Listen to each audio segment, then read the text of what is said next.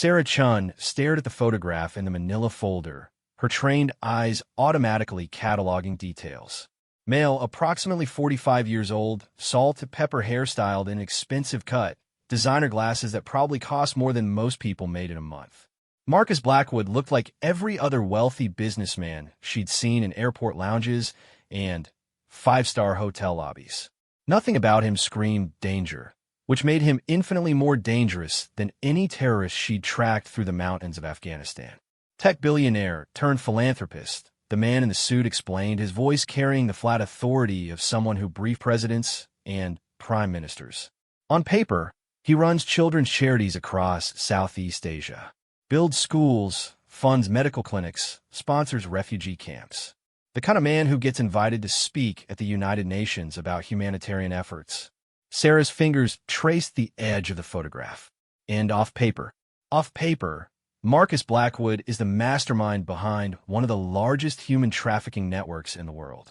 His charity operations are fronts, elaborate covers that allow him to move freely through countries where Western oversight is minimal. The schools he builds, processing centers, the medical clinics, holding facilities, the refugee camps he sponsors, shopping centers for wealthy buyers looking for specific types of victims. The words hit Sarah like physical blows.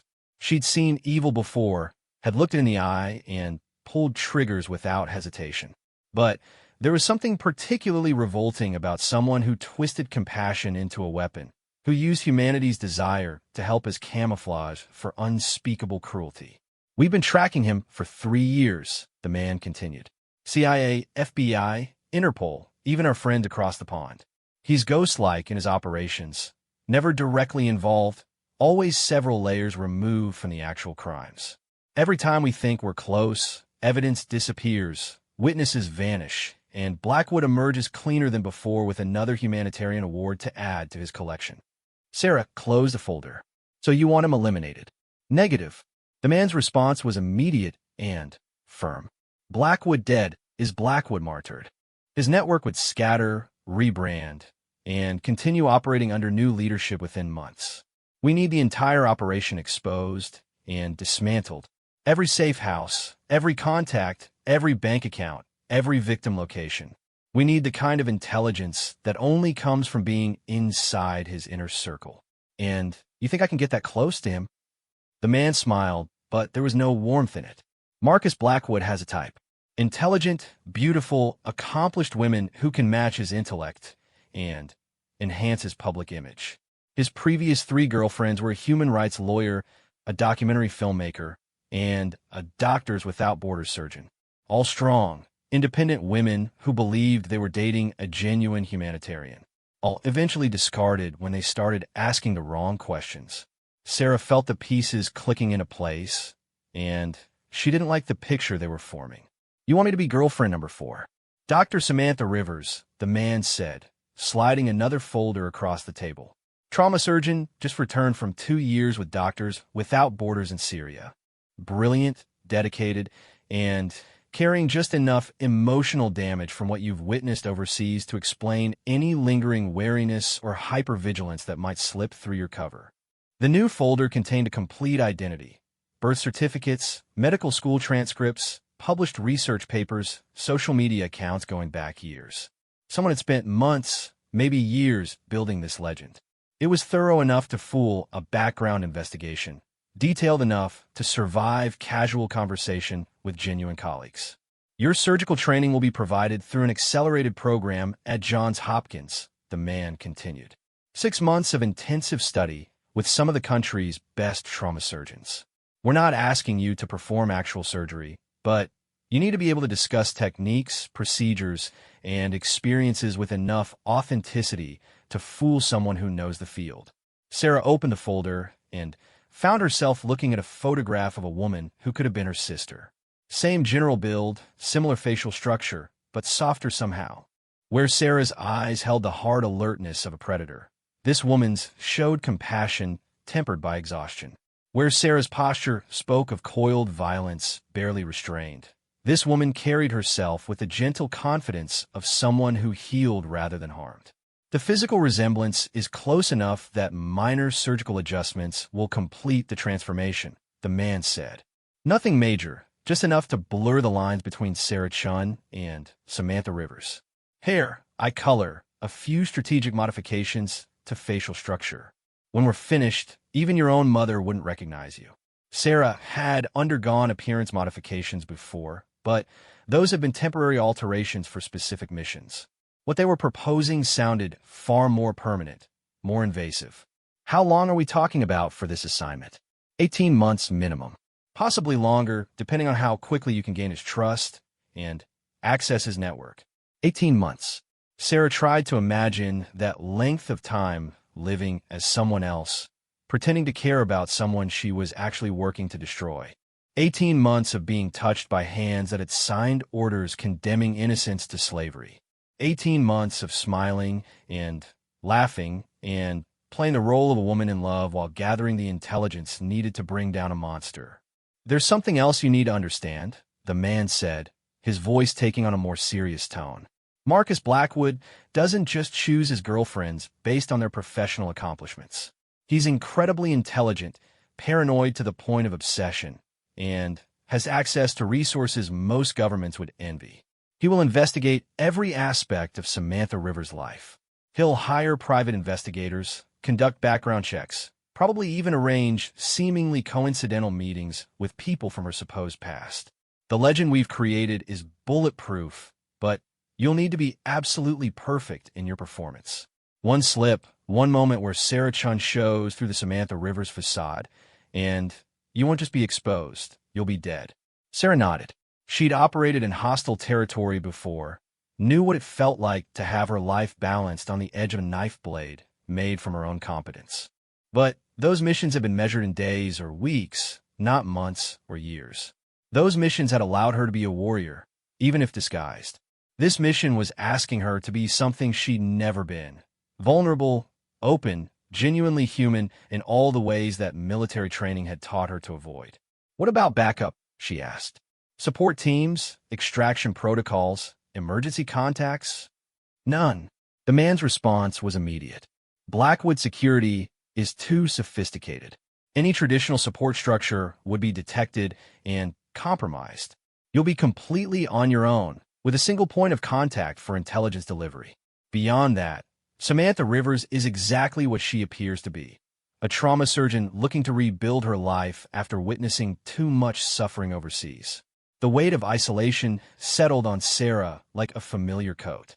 She'd operated alone before, but always with the knowledge that someone, somewhere, was monitoring her situation and ready to provide assistance if needed. This mission would strip away even that psychological safety net. I need to know about Blackwood's security, she said. Personal protection, technology, surveillance capabilities. Extensive, but not military grade. He employs a team of former Special Forces operators from various countries, primarily South African and British XSAS. They're good, but they're bodyguards, not counterintelligence specialists. His technology is cutting-edge civilian equipment, the kind you'd find protecting corporate executives or celebrities. Sophisticated, but predictable. Sarah processed this information automatically, her mind already beginning to catalog potential vulnerabilities and approaches. It was a relief to feel her tactical thinking engage, to have something concrete to analyze instead of contemplating the emotional challenges of the assignment. The real challenge, the man continued, isn't getting past his security. It's becoming someone he wants to let past his security. Marcus Blackwood has built his entire criminal enterprise on his ability to read people, to identify their motivations and weaknesses. He survived 3 years of international investigation because he can spot law enforcement officers, intelligence operatives, and journalists from across a room. Your job isn't just to deceive him. It's to become someone he genuinely wants to trust. Sarah thought about the women in the previous files, the lawyer and filmmaker and surgeon who had all genuinely believed they were dating a humanitarian. What happened to them? The previous girlfriends? The lawyer suffered a convenient car accident in Cambodia 6 months after she started asking about financial discrepancies in his charity's books. The filmmaker disappeared while investigating rumors of missing children at one of his refugee camps. The surgeon. The man paused. The surgeon figured out what he was. She tried to gather evidence, planned to expose him. Blackwood discovered her plans 3 days before she was supposed to meet with European Union investigators. They found her body floating in the Mekong River. The names would go into Sarah's memory palace, another set of victims to be avenged when the mission was complete. But for now, they serve as a stark reminder of the stakes involved. This wasn't just about gathering intelligence or disrupting a criminal network. It was about preventing future victims, stopping a monster who had learned to hide his claws behind a smile and designer suits. "I need to study everything," Sarah said finally. "Every detail of Samantha Rivers' background, every aspect of Blackwood's public persona, every piece of intelligence we have on his organization. I need to know more about trauma surgery than some actual trauma surgeons, and I need to understand humanitarian work well enough to discuss it with people who've dedicated their lives to it." The man nodded approvingly. "Your preparation begins tomorrow. Medical training at Johns Hopkins, personality coaching with behavioral specialists, cultural immersion to perfect Samantha Rivers' background. We'll also be working on your physical transformation gradually, small changes over time, to avoid the shock of sudden alteration." Sarah stood up, the weight of the assignment settling into her bones like lead.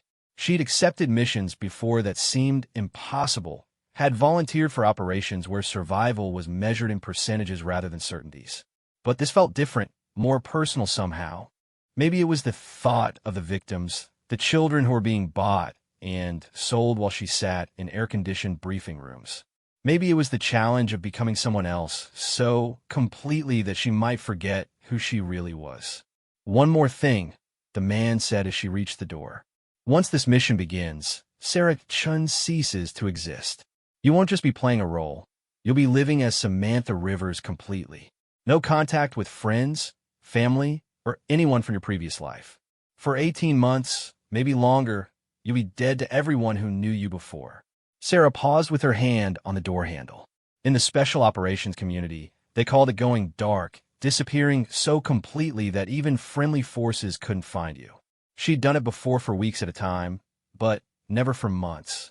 Never for long enough that the people she cared about might actually mourn her absence. "My team want to know what happened to me. Your team will be told that Lieutenant Commander Sarah Chun died in a classified training accident. There will be a funeral with full military honors. Your sacrifice will be commemorated even though no one can know what you're actually sacrificing." The words hit harder than Sarah expected. Not just disappearing, but dying. Not just going undercover, but being officially declared dead. Her teammates would grieve for her. Her family would bury an empty coffin. And everyone who had ever known Sarah Chun would move on with their lives while she lived as someone else. She thought about her younger brother, just graduated from college and planning to visit her next month. About her parents, who still worried every time she deployed, despite her years of successful missions. About her SEAL teammates, who trusted her to watch their backs and expected her to return from every operation. All of them would think she was dead. "Are you willing to make that sacrifice?" the man asked quietly. Sarah thought about the photograph in the folder, about Marcus Blackwood's smile, and the victims whose names she would probably never know. She thought about the children who were being processed through his fake schools and clinics while she stood in a comfortable briefing room contemplating her decision. "Lose the uniform," she said finally, echoing the words that had started this conversation. The man smiled, and this time there was genuine approval in his expression. "Welcome to your new life, Dr. Samantha Rivers." 6 months later, Sarah Chun no longer existed in any way that mattered. The woman staring back from the bathroom mirror had Samantha Rivers' softer jawline, lighter hair that caught afternoon sunlight differently, and brown eyes instead of the deep black that had once been her trademark. The changes were subtle enough to seem natural, dramatic enough to fool facial recognition software, and permanent enough that going back would require another round of surgery. Dr. Samantha Rivers had graduated from Johns Hopkins Medical School 8 years ago, spent 2 years in residency at Mass General, completed her trauma surgery fellowship at UCLA, then volunteered with Doctors Without Borders for assignments in Syria, South Sudan, and Myanmar. She had published 17 papers on emergency surgical techniques, spoken at 4 international medical conferences, and saved hundreds of lives in some of the world's most dangerous places. The legend was perfect because it was built on a foundation of genuine medical knowledge that Sarah had absorbed like a sponge drinks water. 6 months of intensive study had filled her head with anatomical diagrams, surgical procedures, pharmaceutical interactions, and case studies from actual trauma surgeons who had worked in conflict zones. She could discuss the challenges of operating without electricity, debate the merits of different surgical approaches in resource-limited environments, and share stories from Syria that were based on real experiences of real doctors who had been there. The behavioral specialists had been just as thorough as the medical instructors. They had studied Sarah's natural mannerisms, identified the unconscious habits that marked her as military, and systematically replaced them with civilian patterns. Her posture was softer now, more open, without the constant readiness for violence that marked professional warriors. Her speech patterns had been modified to include more emotional inflection, fewer command structures, and the kind of verbal hesitations that came from processing trauma rather than suppressing it. Most importantly, they had helped her understand grief. Samantha Rivers was a woman who had seen too much suffering, who had held dying children in her hands, and watched preventable diseases claim lives that better resources could have saved. Her decision to leave Doctors Without Borders wasn't driven by cowardice or burnout. It was the rational choice of someone who needed time to process the emotional weight of her experiences before she could effectively help others again. The grief was real because Sarah had studied actual case files, read genuine testimonies from aid workers, and absorbed the documented experiences of medical professionals who had worked in conflict zones. When she spoke about the child who had died from shrapnel wounds in Aleppo, the details came from a real surgeon's report. When she mentioned the frustration of operating with inadequate supplies in South Sudan, she was channeling the authentic experiences of doctors who had lived through those situations. It was method acting taken to a professional level, but it was also something more dangerous. The more Sarah studied Samantha's supposed experiences, the more she found herself genuinely affected by the stories she was meant to be telling. The line between performed emotion and real feeling had become uncomfortably blurred. "You're ready," declared Dr. Elizabeth Warren, the behavioral specialist who had been working with Sarah for the past month. They were sitting in a coffee shop in Georgetown, conducting what appeared to be a casual conversation between friends, but was actually a final assessment of Sarah's ability to maintain her cover under natural conditions. "I don't feel ready," Sarah replied, and the admission surprised her with its honesty. 6 months ago, I knew exactly who I was and what I was capable of. Now I look in the mirror and see a stranger. "That's exactly what makes you ready," Dr. Warren said gently. Samantha Rivers is supposed to be questioning her identity, struggling with who she is after everything she's experienced. Your discomfort with your own reflection isn't a flaw in the cover. It's the cover. Sarah sipped her coffee and watched the pedestrians walking past the window. 6 months ago, she would have automatically cataloged potential threats, exit routes, and defensive positions. Now she found herself wondering about their stories, their struggles, their private sorrows. It was disturbing how naturally the shift in perspective had occurred. "Tell me about your time in Syria," Dr. Warren said, initiating another round of testing. "The hospital was built into the basement of what used to be an apartment building," Sarah began, her voice taking on the measured cadence of someone recounting difficult memories. "Concrete walls 2 feet thick, no windows, and lighting that made everything look yellow and sick. We treated shrapnel wounds mostly, civilians caught in the crossfire between government forces and rebel groups who didn't care about collateral damage." The story flowed naturally because she had heard it from Dr. Michael Torres, a trauma surgeon who had actually worked in that basement hospital. Sarah had studied his testimony for hours, memorized every detail, internalized his emotional responses until they felt like her own memories. "The worst was the children," she continued. "Parents would carry them in, sometimes walking for miles through active combat zones, because we were the only medical facility still functioning in the area. Some of the kids had been injured days earlier, infections setting in, their chances getting worse with every hour that passed. We saved maybe 60% of them. The other 40%. Sarah let her voice trail off, the way Dr. Torres had when he'd reached that part of his testimony. Dr. Warren nodded approvingly. Your emotional responses are genuine now. 6 months ago, you were performing grief. Today, you're feeling it. That authenticity will be crucial when Blackwood starts probing your background.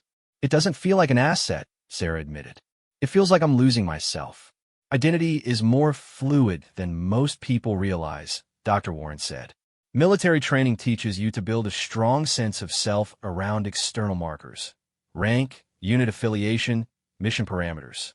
But underneath those markers, you're still the same person who chose to become a Navy SEAL, who volunteered for dangerous assignments, who dedicated her life to protecting others. Samantha Rivers is motivated by the same core values. She just expresses them differently.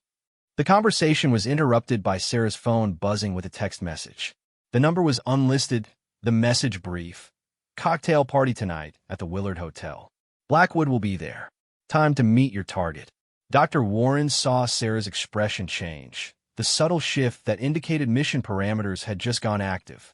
Remember, she said quietly, Samantha Rivers has never heard of Marcus Blackwood. She's attending a fundraiser for children's charities because she wants to find a new direction for her humanitarian interests. Whatever you do, don't seek him out. Let him find you. That evening, Sarah stood in front of her closet trying to choose an outfit that Samantha Rivers would consider appropriate for a charity fundraiser. The decision was more complex than selecting mission gear had ever been. Samantha needed to look professional, but approachable, successful, but not intimidating, attractive, but not desperate for attention. Every detail would be analyzed and cataloged by a man whose survival depended on reading people accurately. She settled on a navy blue dress that was elegant without being flashy, paired with modest jewelry and shoes comfortable enough for several hours of standing and social conversation. Her hair was styled in a way that looked effortless, but had actually taken 40 minutes to achieve, and her makeup was applied with the skill of someone who had learned to enhance natural features without appearing artificial. The face in the mirror was unquestionably Samantha Rivers now. Sarah Chan might as well have been a character from a book she had read long ago. The Willard Hotel's ballroom was filled with Washington's humanitarian elite. Nonprofit executives, government officials, wealthy donors, and the kind of people who attended charity events because it was expected rather than because they cared about the cause.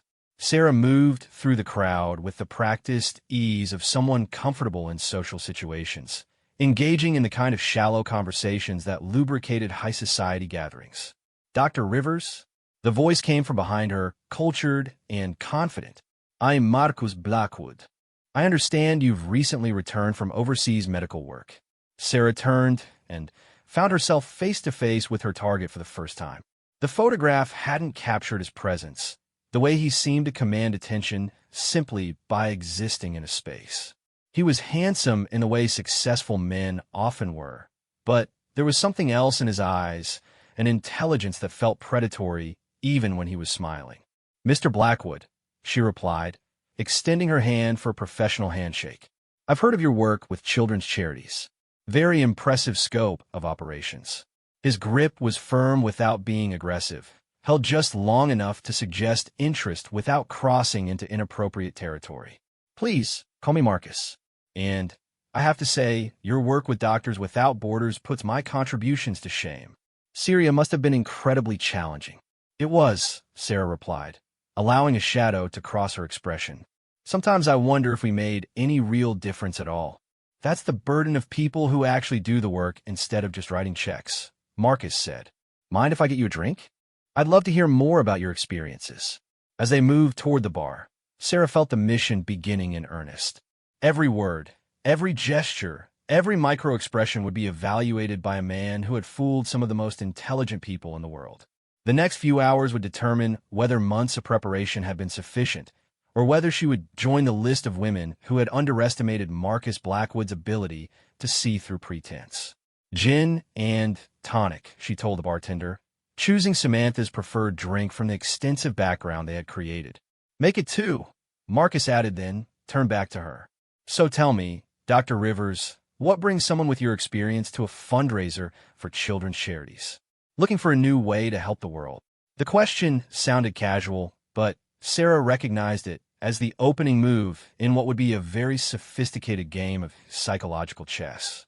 Marcus Blackwood was already probing, testing, trying to understand her motivations and identify any inconsistencies in her presentation.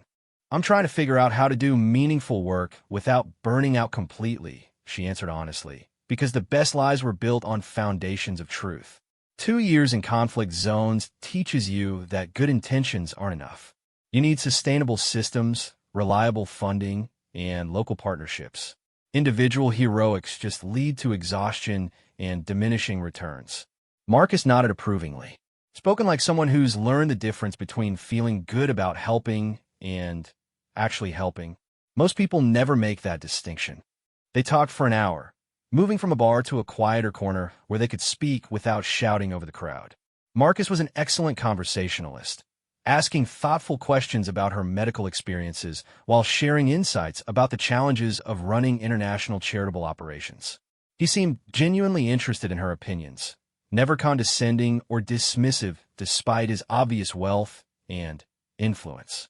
Sarah found herself having to consciously remind herself that this charming, intelligent man was responsible for the suffering of hundreds, possibly thousands of innocent victims. His ability to compartmentalize his public persona from his criminal activities was both impressive and terrifying. "I'm organizing a small dinner next week," Marcus said as the evening wound down. "Just a few people who are serious about making a difference in international humanitarian work. Would you be interested in joining us? I think you'd find the conversation stimulating." Sarah hesitated for exactly the right amount of time, long enough to suggest she was considering the invitation seriously, but not so long as to seem disinterested. "That sounds fascinating. I'd love to meet other people who understand the complexities of aid work." "Excellent," Marcus said, producing a business card with elegant simplicity. "I'll have my assistant send you the details." "And Dr. Rivers? Thank you for a genuinely interesting conversation. It's rare to meet someone who combines actual field experience with thoughtful analysis." As Marcus walked away, Sarah felt the familiar rush of a successful initial contact. The first phase was complete. She had met the target, established her cover identity, and received an invitation that would provide access to his social circle. But she also felt something else, something that hadn't been part of her mission planning. A nagging sense that Marcus Blackwood was even more dangerous than the intelligence reports had suggested. It wasn't his criminal activities that worried her, or even his ability to mask them behind humanitarian work. It was his genuine intelligence, his sophisticated understanding of human psychology, and his obvious skill at making people want to trust him. Sarah had spent months preparing to deceive a monster, but she was beginning to realize that the monster was far more human than she had expected, and that humanity might be the most dangerous thing about him. The dinner party was held at Marcus's penthouse overlooking the Potomac, a space that managed to feel both luxurious and comfortable without crossing into ostentation. Sarah arrived precisely on time, dressed in a way that suggested professional success without trying to compete with the obvious wealth around her. She had spent the past week researching the other guests, memorizing their backgrounds, and preparing for conversations that would further establish her credibility as Dr. Samantha Rivers. "Samantha," Marcus greeted her with genuine warmth, taking her coat and leading her into the living room where 6 other people were already engaged in conversation. "Let me introduce you to some fascinating people." The guest list was carefully curated. Dr. James Chun, a pediatric surgeon who ran medical missions in Central America; Elena Rodriguez, who directed refugee services for the United Nations; David Park, a former State Department official turned nonprofit consultant; Maria Santos, a journalist who specialized in investigating corruption in international aid organizations; Dr. Ahmed Hassan, a psychiatrist who worked with trauma victims in refugee camps; and Rebecca Williams, a former Peace Corps volunteer who now coordinated educational programs in Southeast Asia. Each person represented a different aspect of legitimate humanitarian work, and each had genuine credentials that would make them valuable contacts for someone actually interested in international aid. Sarah realized that Marcus wasn't just hosting a dinner party. He was conducting a job interview, using his other guests as unwitting validators for her background and motivations. Samantha had just returned from Syria, Marcus explained as he introduced her to the group.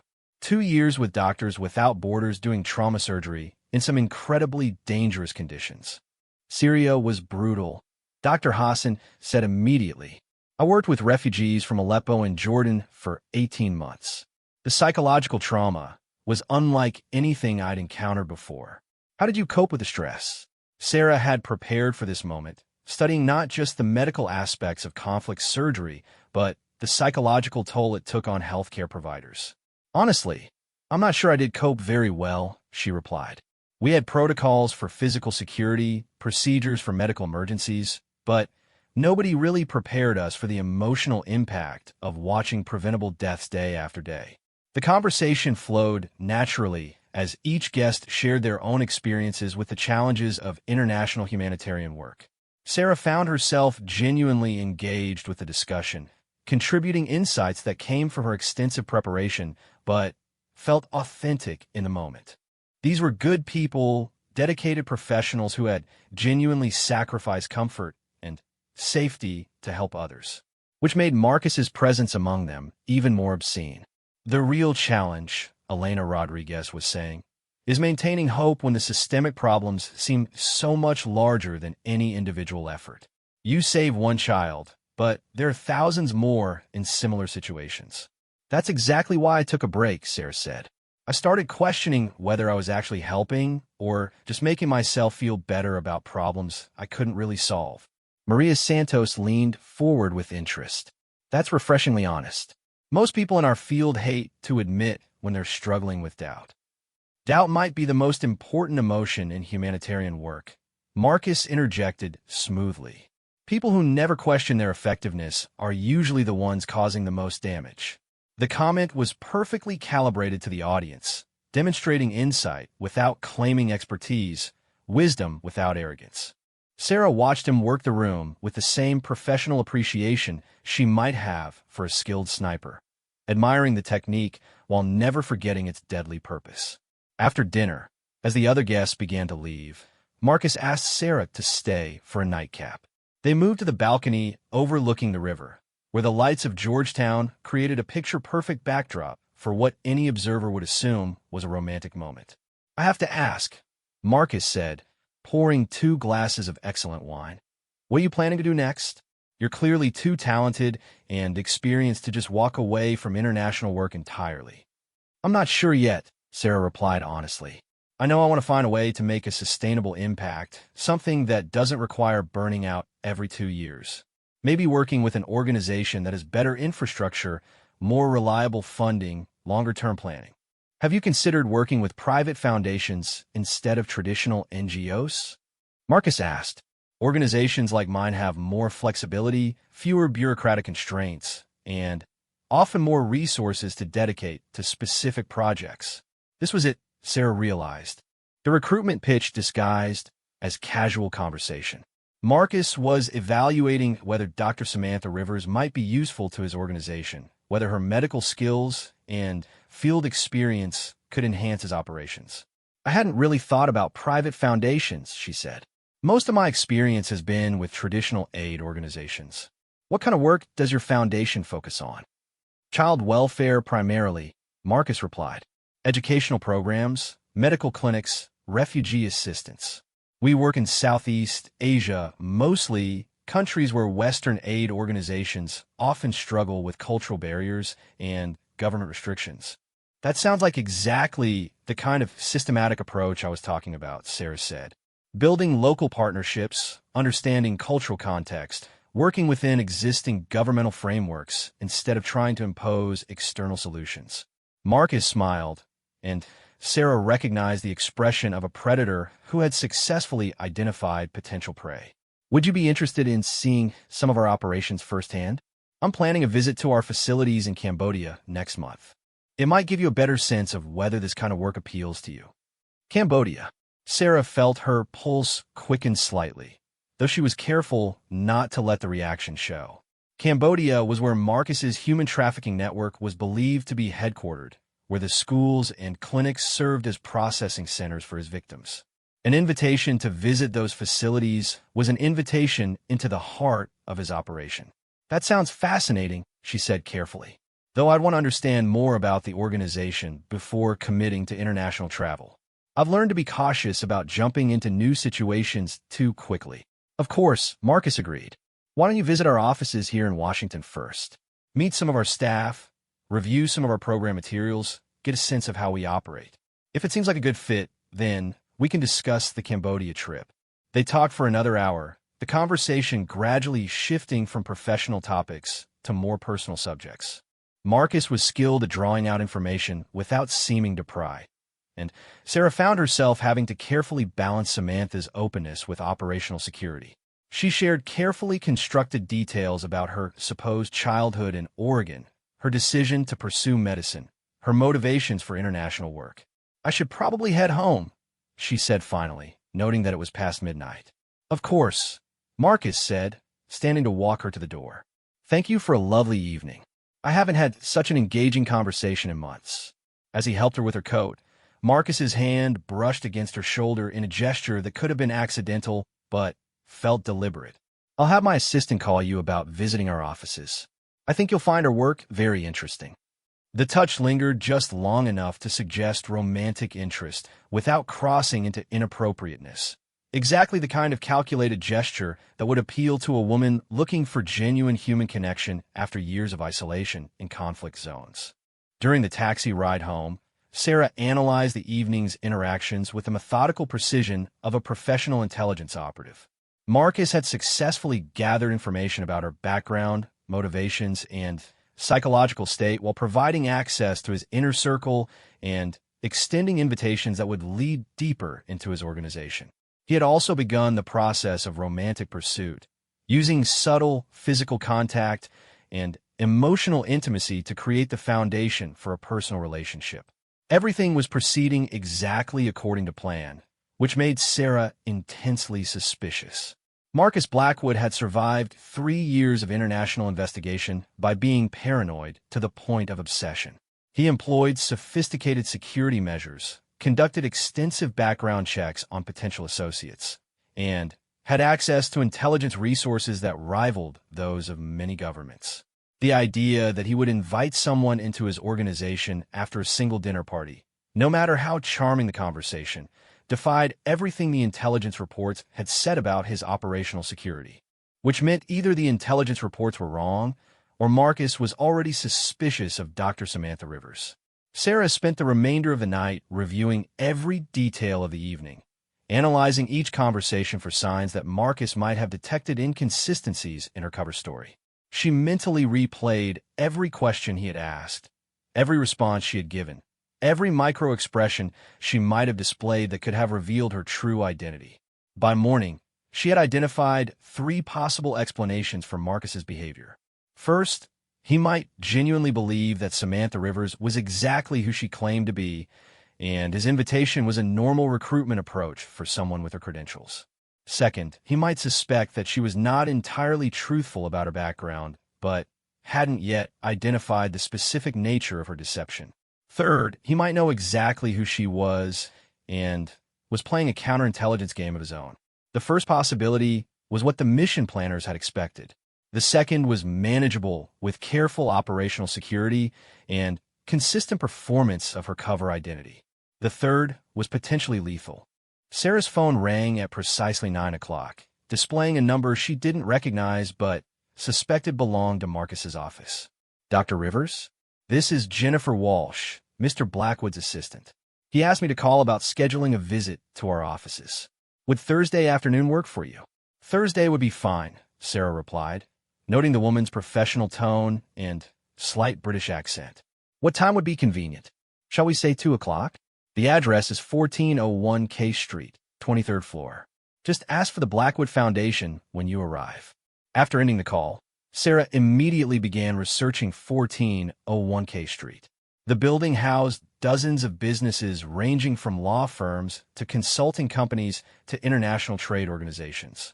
The Blackwood Foundation occupied an entire floor, with public records indicating they had leased the space for 3 years and employed approximately 15 people. She spent the next 2 days preparing for the office visit with the same methodical attention she had once devoted to mission planning.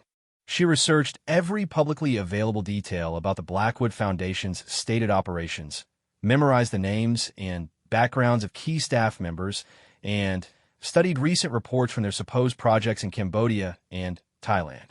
More importantly, she prepared for the possibility that Thursday's office visit might be designed to expose her as a fraud rather than recruit her as a legitimate colleague.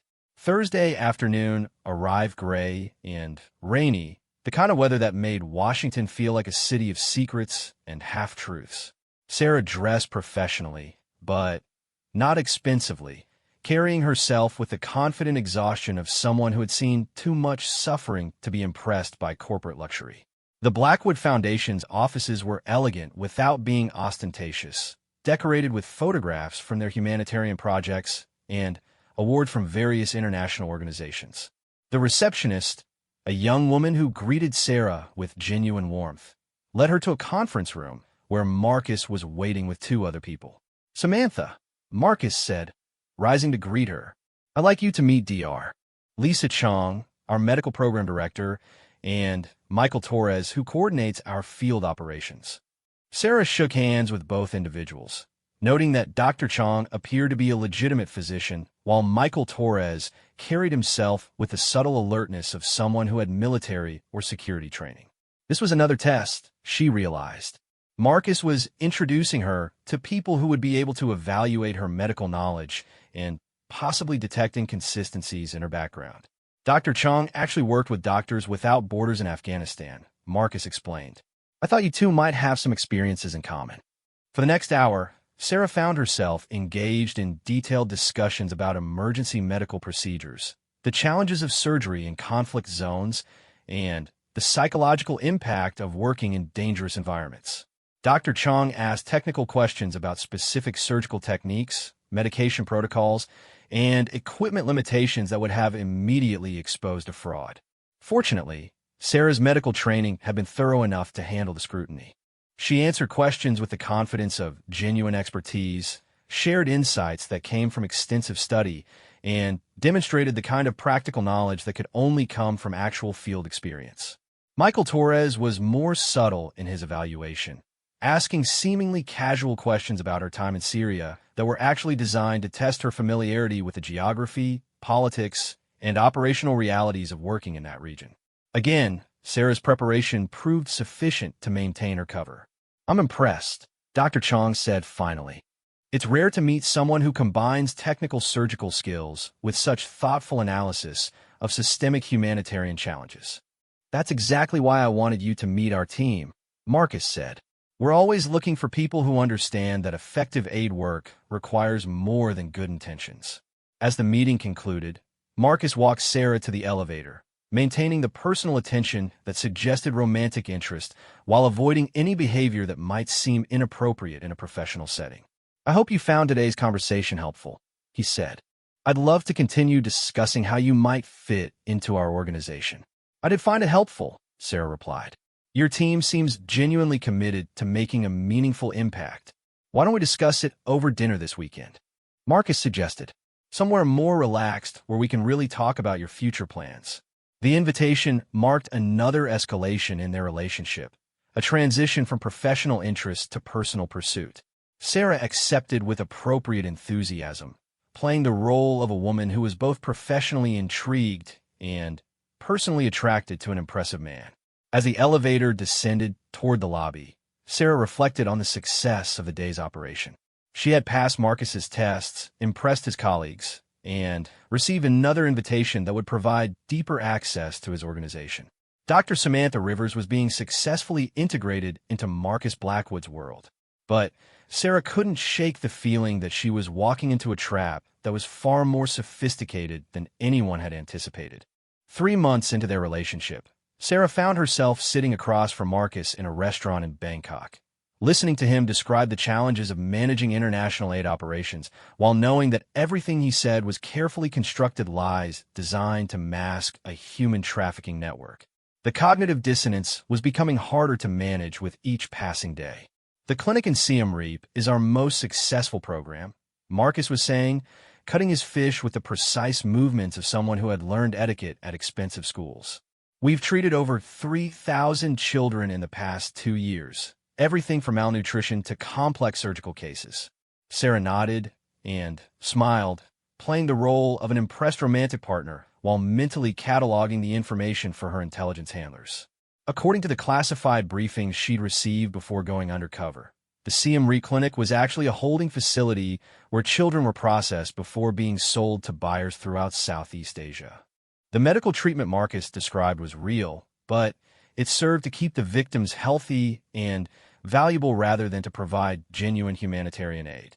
"I'd love to see the clinic when we visit Cambodia next week," she said, maintaining the enthusiasm that Samantha Rivers would naturally feel about legitimate medical work. "Of course," Marcus replied, "though I should warn you, it can be emotionally challenging. Many of the children we treat have been through terrible experiences. War, poverty, family abandonment. It takes a special kind of strength to work with them directly." The irony was staggering. Marcus Blackwood was warning her about the emotional difficulty of seeing traumatized children while being personally responsible for traumatizing them. Sarah had to consciously control her expression to avoid revealing the disgust and rage that threatened to surface. "I think I can handle it," she said quietly. "After Syria, I've seen what humans are capable of doing to each other." Over the past 3 months, their relationship had progressed exactly as the mission planners had hoped. Marcus had introduced her to his inner circle of associates, included her in strategic planning discussions for his humanitarian operations, and begun sharing details about his international business ventures that went far beyond what any legitimate aid worker would need to know. More troubling was the fact that Sarah had begun to genuinely enjoy his company. Marcus Blackwood was intelligent, witty, cultured, and attentive in ways that made their relationship feel authentic rather than performed. He remembered details from her fabricated childhood stories, asked thoughtful questions about her supposed medical experiences, and showed genuine interest in her opinions about everything from humanitarian policy to contemporary literature. When they were together, it was easy to forget that he was a monster and simply experience him as a man who made her laugh and challenged her intellectually. The problem was that this artificial intimacy was beginning to affect her judgment in ways she hadn't anticipated. Sarah found herself hesitating before reporting certain pieces of intelligence, rationalizing that information about Marcus's legitimate business dealings wasn't relevant to dismantling his criminal network. She had started editing her surveillance reports, omitting personal details that felt too intimate to share with her handlers. Most dangerously, she had begun to question whether the intelligence about Marcus's criminal activities might be exaggerated or outright false. The evidence was circumstantial, she told herself. Financial transactions that could have innocent explanations. Travel patterns that might reflect legitimate business rather than criminal operations. Communication intercepts that were ambiguous enough to support multiple interpretations. Sarah recognized these thoughts as the kind of rationalization that destroyed undercover operatives, the psychological trap that had probably claimed other agents who had gotten too close to their targets. But recognizing the trap and avoiding it were proving to be entirely different challenges. "You've seemed distant lately," Marcus said, reaching across the table to take her hand. "Everything all right?" The gesture was gentle, concerned, exactly the kind of attention that would comfort a woman struggling with difficult emotions.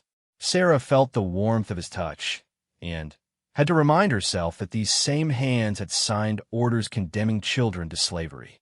"I'm fine," she said, squeezing his fingers in response. "Just thinking about the clinic visit. Anticipation mixed with anxiety, I suppose. It's natural to feel nervous about seeing the kind of suffering again," Marcus said. "But I think you'll find our approach more hopeful than what you experience with Doctors Without Borders. We focus on long-term solutions rather than just emergency intervention." They finished dinner and walked through the humid Bangkok evening toward their hotel, moving through streets filled with tourists, vendors, and the kind of controlled chaos that characterized major Southeast Asian cities. Sarah found herself automatically cataloging potential surveillance points, escape routes, and security vulnerabilities despite the romantic context of their evening walk. Old habits were hard to break, even when maintaining them might compromise her cover. There's something I want to show you, Marcus said as they entered the hotel elevator. Instead of pressing the button for their floor, he selected the rooftop level. The hotel's rooftop garden was empty at this hour, offering a panoramic view of Bangkok's skyline and the Chao Phraya River winding through the city like a dark ribbon. Marcus led her to a secluded corner where comfortable seating had been arranged around a small table. I had the staff prepare something special, he said, gesturing toward an ice bucket containing champagne and 2 glasses. As he opened the bottle, Sarah felt a familiar tension building in her chest. Romantic gestures in isolated locations were often preludes to significant relationship developments, moments when covers could be blown by unexpected emotional demands or physical intimacy that revealed too much. Samantha, Marcus began after filling their glasses, I know we haven't been together very long, but I feel like I've known you for years. There's something about you that's different from other women I've dated. Sarah sipped her champagne and tried to project the right combination of pleasure and nervousness that would be appropriate for Samantha Rivers in this moment. Different how? You understand the weight of real responsibility, Marcus said. Most people in our field talk about helping others, but they've never actually held someone's life in their hands. You have. You know what it feels like to make decisions where failure means death. The observation was uncomfortably perceptive. Marcus had identified something genuine about her character that transcended the artificial identity they had constructed. Sarah Chun and Samantha Rivers might have different backgrounds, but they share the experience of making life and death decisions under pressure. Sometimes I wonder if that experience makes us less capable of normal relationships, she said, choosing honesty within the bounds of her cover story. When you've seen the worst that humans can do to each other, it's hard to trust in simple happiness. Maybe that's why we need each other, Marcus replied, moving closer on the bench they shared. 2 people who understand that the world is dark and complicated, but who haven't given up on finding light within it. He kissed her then, gently at first, then with increasing intensity as she responded. Sarah had been prepared for this moment, had trained for the psychological challenges of physical intimacy with a target, but the reality was more complicated than the theoretical preparation. Marcus was an excellent kisser, attentive and passionate without being aggressive. His hands were gentle as they touched her face, her hair, her shoulders. If she had been Samantha Rivers, genuinely attracted to a man she believed to be a humanitarian, this would have been a perfect romantic moment. Instead, she was Sarah Chun, a Navy SEAL pretending to be aroused by a man who trafficked children. I'm falling in love with you, Marcus whispered against her ear. I know it's too soon to say that, but I can't help how I feel. Sarah felt something break inside her chest, a hairline fracture in the psychological barriers that had been keeping her sane throughout this assignment. Marcus sounded sincere, looked sincere, felt sincere as he held her in his arms.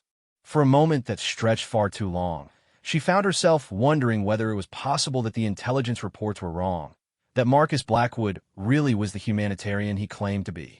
I'm falling in love with you too, she heard herself saying, and the terrifying thing was that part of it felt true. They spent the night together for the first time, making love with a tenderness that felt entirely genuine. Marcus was an attentive lover, focused on her pleasure rather than his own, taking time to explore her responses and adjust to her preferences. Sarah found herself responding with an authenticity that horrified her, experiencing genuine physical and emotional pleasure with a man she was supposed to be manipulating. Afterward, as they lay together in the darkness of the hotel room, Marcus traced patterns on her bare shoulder with his fingertip. Tomorrow we fly to Siem Reap, he said quietly. You'll see our work firsthand. Meet the children we're helping. I think you'll understand why this means so much to me. Sarah closed her eyes and tried to reconcile the gentle man holding her with a criminal mastermind described in classified intelligence reports. The cognitive dissonance was becoming unbearable, threatening to fracture her ability to maintain operational focus. Marcus, she said carefully, can I ask you something? Anything. Have you ever had to make compromises in your humanitarian work? Decisions that felt ethically ambiguous but served the greater good.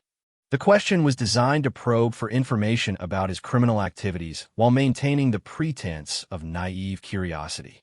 Marcus was silent for a long moment, and Sarah could feel the tension in his body as he considered his response. "The world isn't a clean place," he said finally. "Sometimes helping people requires working with governments that are corrupt, partnering with organizations that have questionable methods, or making deals with people you wouldn't normally associate with.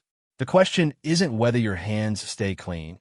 It's whether the children you save justify the compromises you make." It was a masterful answer, simultaneously honest and deceptive. If Marcus really was trafficking children, he had just provided a philosophical framework that justified his actions as necessary sacrifices for a greater humanitarian purpose. If he was genuinely trying to help vulnerable populations, he was acknowledging the ethical complexities of aid work in corrupt environments. "I understand," Sarah said, though she understood nothing except that she was in far deeper than anyone had anticipated. The next morning, they flew to Cambodia on Marcus's private jet, a luxury aircraft equipped with communications equipment that would allow him to manage his various business interests during the flight. Sarah used the travel time to study intelligence reports on her encrypted phone, reviewing what was known about Marcus's operations in the Siem Reap region. According to classified sources, the clinic he was taking her to visit served as a central processing facility for trafficking victims throughout Southeast Asia. Children were brought there under the guise of receiving medical treatment, then evaluated, categorized, and prepared for sale to buyers who had specific preferences regarding age, gender, and physical characteristics. The medical care was real and comprehensive, but it served to increase the victim's value rather than provide humanitarian assistance. If the intelligence was accurate, Sarah would spend the next few days touring a facility where dozens of children were being prepared for sale into slavery, while pretending to be impressed by Marcus's humanitarian efforts. If the intelligence was wrong, she would be visiting a legitimate medical facility that provided genuine care to vulnerable children, while secretly gathering evidence to destroy a good man's life and work. By the time they landed in Siem Reap, Sarah had reached a conclusion that terrified her. After 3 months of intimate contact with Marcus Blackwood, she genuinely didn't know which scenario was true, and that uncertainty might be the most dangerous position she had ever found herself in. The Siem Reap clinic looked exactly like what it claimed to be, a modern medical facility designed to serve children from impoverished communities throughout Cambodia.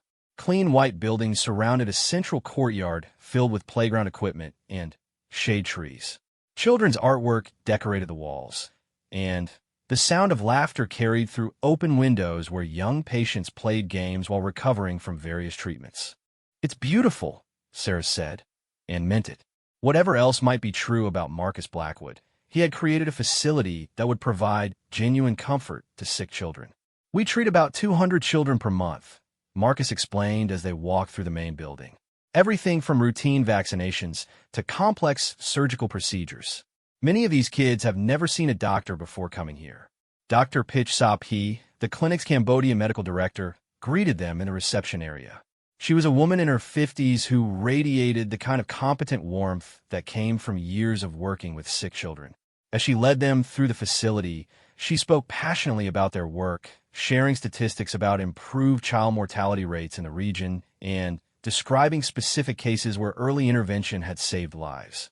"This is our surgical suite," Dr. Sapi said, opening the door to a room that looked like it belonged in a first-world hospital. "We perform about 20 operations per month, mostly correcting birth defects and treating traumatic injuries." Sarah examined the equipment with professional interest, noting that everything appeared to be legitimate medical technology rather than the props that might be used to maintain a false front. The surgical instruments were high quality, properly maintained, and showed signs of regular use. The medications were current and properly stored.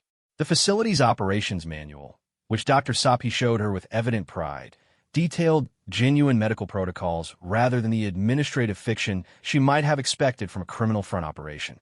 "Dr. Rivers is a trauma surgeon," Marcus explained. "She worked with Doctors Without Borders in Syria for 2 years. Syria must have been terrible," Dr. Sapi said with genuine sympathy. "We occasionally treat children who have been caught in conflicts, and their psychological trauma is often worse than their physical injuries." How did you cope with seeing such suffering? As Sarah shared her practice stories about the emotional challenges of conflict medicine, she found herself studying Dr. Sophia's responses with professional attention.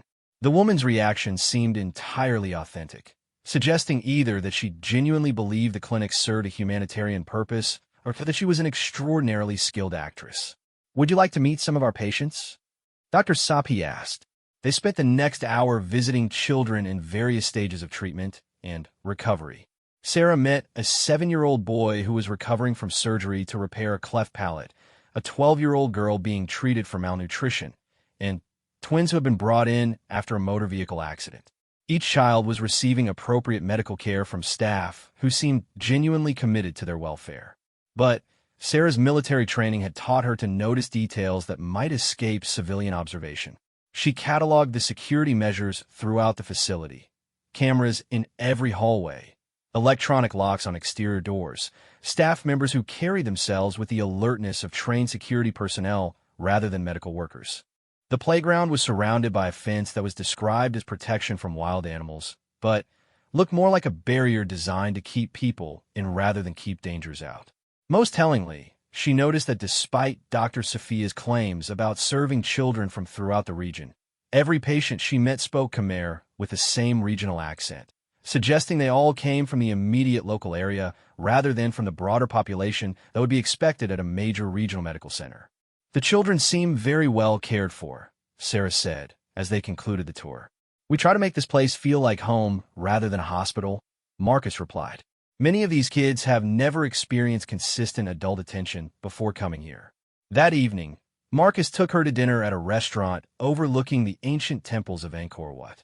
The setting was romantic in the extreme, with candlelight reflecting off stone carvings that had witnessed 1,000 years of human history. Under other circumstances, Sarah would have found the evening genuinely magical. What did you think of the clinic? Marcus asked over dessert. It's impressive, Sarah said honestly. The quality of care, the facilities, the staff's dedication to the children. You should be proud of what you've accomplished. Marcus smiled with what appeared to be genuine pleasure. It means a lot to hear you say that. This work is the most important thing in my life. Can I ask you something? Sarah said, deciding to probe more directly. The security at the clinic seems quite extensive for a medical facility. Electronic locks, cameras, what looked like trained security personnel among the staff. Unfortunately necessary, Marcus replied without hesitation. Cambodia has significant problems with child trafficking, and medical facilities are sometimes targeted by people looking for vulnerable victims. We've had to implement security measures to protect the children in our care. The explanation was plausible, even admirable if true, but it could equally well serve to justify security measures designed to prevent victims from escaping rather than to protect them from external threats. Have you ever encountered trafficking operations in your work? Sarah asked, pushing harder. Marcus's expression darkened, and for a moment she saw something in his eyes that made her remember why she was there. Unfortunately, yes. It's one of the ugliest realities of working in this region. Criminal organizations that prey on vulnerable children, families so desperate they'll believe any promise that might improve their child's future. What do you do when you encounter those situations? We work with local law enforcement and international organizations to rescue victims when we can, Marcus said. Though the networks are sophisticated and well-connected, often the perpetrators have enough money and influence to avoid prosecution even when they're identified. Sarah nodded sympathetically while analyzing his words for useful intelligence. If Marcus was indeed running a trafficking network, his comments could be interpreted as misdirection designed to reinforce his humanitarian cover. If he was legitimate, they represented genuine frustration with a system that failed to protect vulnerable children. I'd like to do more than just provide medical care, Marcus continued. Address the root causes that make children vulnerable to exploitation in the first place. Poverty, family breakdown, lack of educational opportunities. That sounds like a much larger undertaking than running a medical clinic. It would require different kinds of partnerships, Marcus agreed. Working with local officials, business leaders, community organizations. Sometimes that means dealing with people whose methods you don't entirely approve of, but who have the power to create systemic change. Again, the comment could be interpreted multiple ways. It could be Marcus preparing her for future exposure to criminal associates, or it could be honest acknowledgement of the ethical compromises required in international development work. They returned to their hotel and made love again with the same tenderness that had characterized their previous encounters. Sarah found herself responding authentically despite her professional reservations, experiencing genuine pleasure and emotional connection with a man she might have to destroy. Afterward, as Marcus slept beside her, Sarah lay awake staring at the ceiling and trying to process the contradictions she had observed. The clinic appeared to provide legitimate medical care to children who genuinely needed it. The staff seemed dedicated to their patients' welfare. Dr. Sapia displayed none of the psychological markers that Sarah would expect from someone complicit in child trafficking. But the security measures were extensive, the patient population was more homogeneous than claimed, and Marcus's comments about partnerships with ethically questionable people suggested knowledge of criminal networks. Sarah realized she needed more definitive intelligence, something that would resolve the ambiguity once and for all. She slipped out of bed and moved quietly to her laptop, establishing an encrypted connection to upload her observations and request additional surveillance of the facility. The response came within an hour, marked with the highest classification levels. Facial recognition analysis of clinic patients confirms all children are trafficking victims reported missing from communities throughout Southeast Asia over past 18 months. Medical care is legitimate, but serves to prepare victims for sale to buyers who have specified health and appearance requirements. Facility operates on schedule coordinated with buyer visits, typically every 6 weeks. Next scheduled transfer is in 4 days. Sarah closed the laptop and returned to bed, her mind reeling from the confirmation of Marcus's criminal activities. The children she had met that afternoon, the laughing, playing, recovering children who were receiving excellent medical care, were all victims being prepared for sale into slavery. The 7-year-old boy with the repaired cleft palate would heal beautifully, making him more valuable to buyers who preferred children without visible deformities. The malnourished 12-year-old girl would recover her strength and health, increasing her price in markets where physical vitality was a selling point. The twins from the motor vehicle accident would be treated with the finest medical care available, ensuring they would be perfect specimens for buyers who had specific preferences. Marcus Blackwood wasn't just a criminal who happened to use humanitarian cover. He was a monster who had weaponized compassion itself, turning the most basic human instinct to help suffering children into a tool for their exploitation. And Sarah had spent 3 months falling in love with him.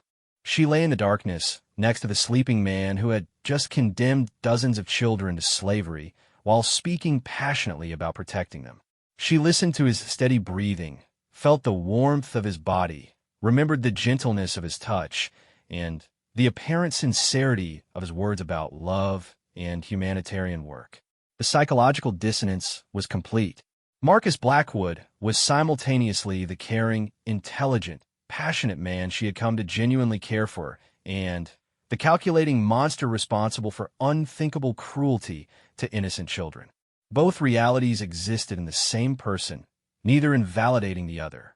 Sarah finally understood why previous female operatives had failed to complete their missions.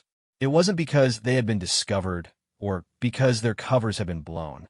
It was because the human mind wasn't designed to cope with loving someone whose destruction was morally necessary. But understanding the psychological trap didn't make escaping it any easier. Sarah spent the remaining 3 days in Cambodia gathering additional intelligence while maintaining her romantic relationship with Marcus. She documented the clinic's operational schedule, identified key personnel, observed security protocols, and transmitted everything to her handlers through encrypted communications. She played the role of the impressed humanitarian doctor while cataloging evidence that would eventually be used to dismantle Marcus's entire network.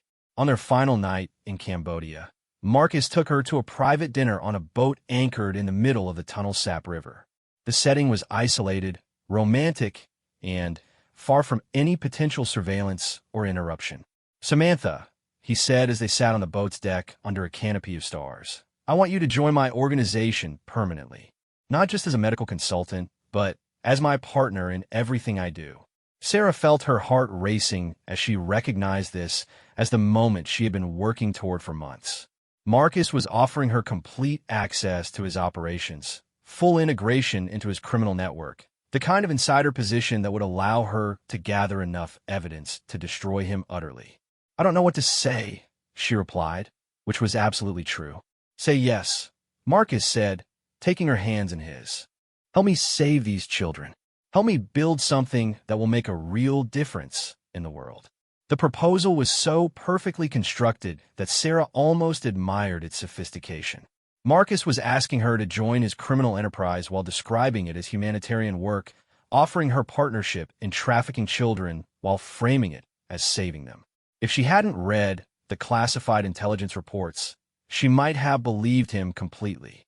"Yes," she said, and felt something inside her die as she spoke the word. Marcus kissed her with obvious relief and joy, holding her close as he outlined his plans for expanding their operations to include medical facilities in Thailand and Myanmar.